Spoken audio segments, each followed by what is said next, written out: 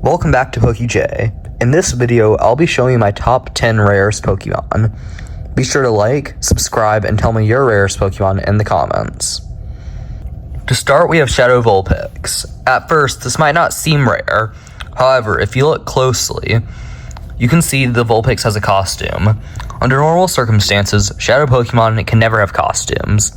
But in Tanic, sometimes forgets to turn off Shadow costumes when events that happen to give Pokemon that Team Rocket can have costumes. This means when Vulpix got a costume for a Halloween event a few years ago, the Shadow one had it too, but only for a couple of days.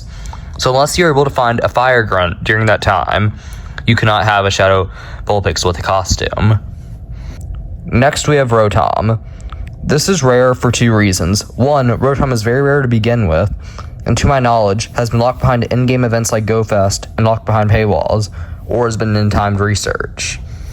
2. This particular Rotom came from the Senator event timed research. This research was unavailable for many people due to technical issues with Android devices and the Pokemon Go Redeem website. Next up is Mezspirit. This is rare simply because it's a level 1 legendary, which are impossible to get unless the legendary was caught in the wild or in certain researches.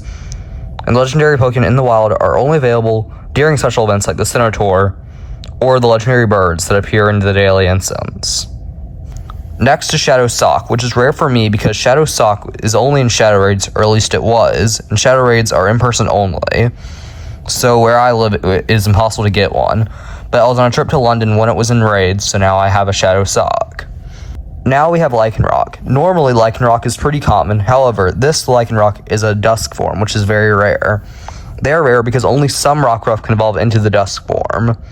Next is Salazzle. She is a rare Pokemon because Salandit can only evolve if they are female, and Salandit has a gender ratio that makes females very rare, and they're only in 12k eggs.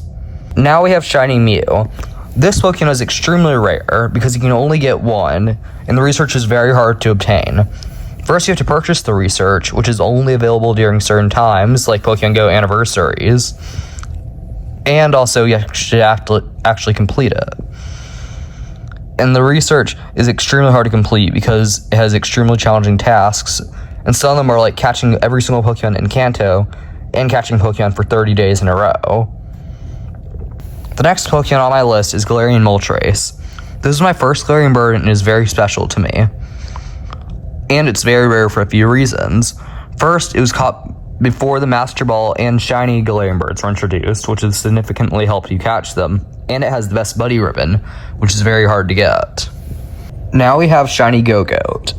This Pokemon is very rare, as up until recently, it's only been available during the City Safari events.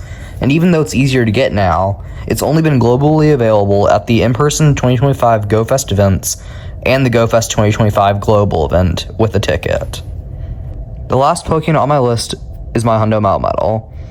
Melmetal's pre-evolution, is very rare because you can only encounter them for 1 hour every 3 days by sending a Pokemon from Pokemon Go to Pokemon Home. And then, to get Melmetal, you have to get 400 Meltan candies and evolve one. This particular one is a Hundo at level 50 with its legacy move, Double Iron Bash, making it very rare. Thank you for watching, and I hope you enjoyed the video.